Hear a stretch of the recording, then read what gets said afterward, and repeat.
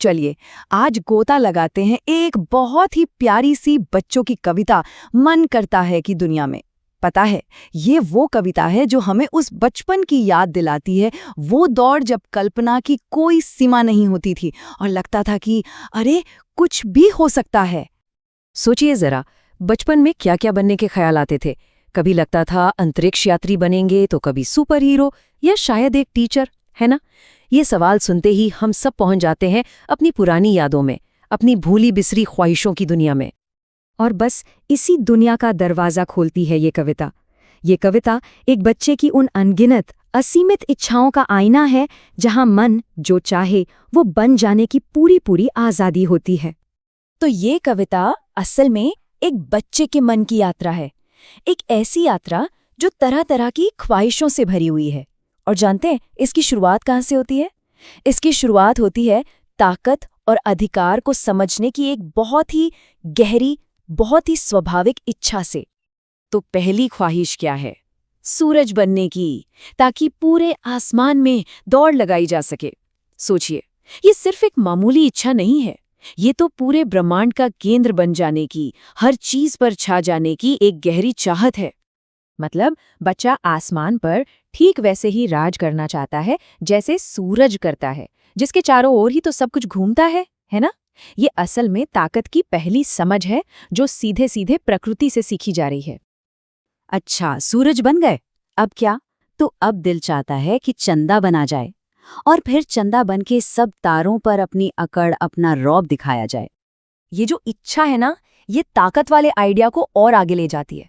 मतलब अगर सूरज दिन का राजा है, तो फिर बच्चा चांद बनकर रात का मालिक बनना चाहता है, एक ऐसा मालिक जो तारों पर हुक्म चला सके। तो अब तक तो बात आसमान की हो रही थी, लेकिन अब ये ख्वाहिशें आसमान से उतरकर सीधा घर में आ जाती हैं। अब मन करता है कि बाबा यानी दादाजी बना जाए और घर में सब पर अपनी धौंस जमाई जाए। और ये लाइन कितनी कमाल की है, ये दिखाती है कि एक बच्चे की नज़रों में जो ताकत आसमान में सूरज और चांद की है, ठीक वही अधिकार, वही सम्मान घर में दादाजी का है।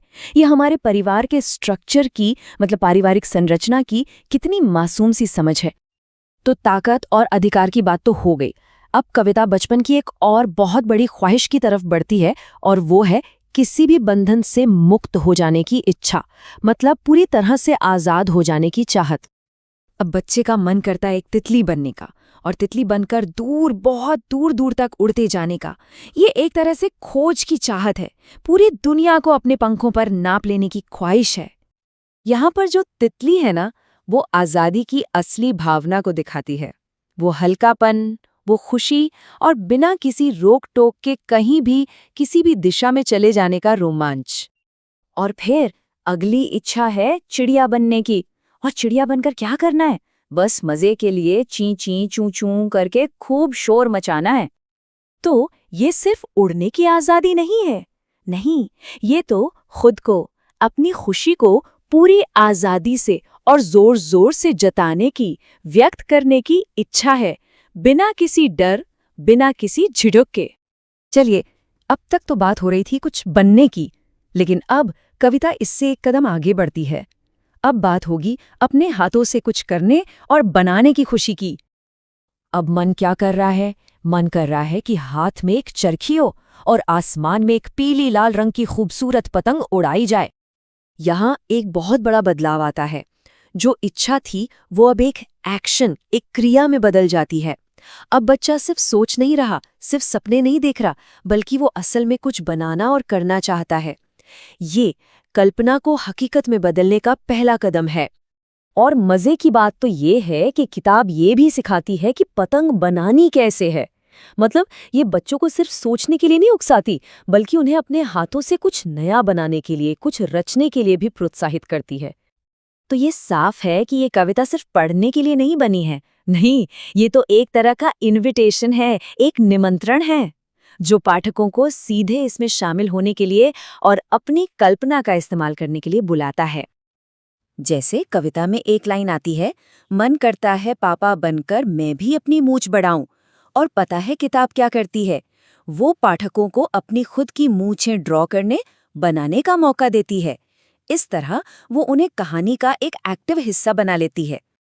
और सच कहूं तो पूरी कविता इसी तरह की एक्टिविटीज से भरी पड़ी है। ये पढ़ने वाले को सोचने पर मजबूर करती है कि भाई घर में बॉस कौन है, या फिर अपने आसपास की आवाज़ों को ज़रा ध्यान से सुनो। और हाँ, अपने हाथों से कुछ नया बनाने के लिए तो प्रेरित करती ही है। और इस कमाल की टाइमलेस रचना का पूरा श्रेय जाता है इसके लेखक सुरेंद्र विक्रम को, जिन्होंने एक बच्चे के मन की इतनी सरल लेकिन साथ ही इतनी गहरी इच्छाओं को क्या खूब शब्दों में पिरोया है। तो ये कविता हम सबको बचपन की उन अनगिनत प्यारी प्यारी इच्छाओं की याद दिलाती है। तो चलिए इसी एक सवाल के साथ आज की बात खत्म करते हैं कि आज इस पल में किसी का मन क्या करने को चाहता है।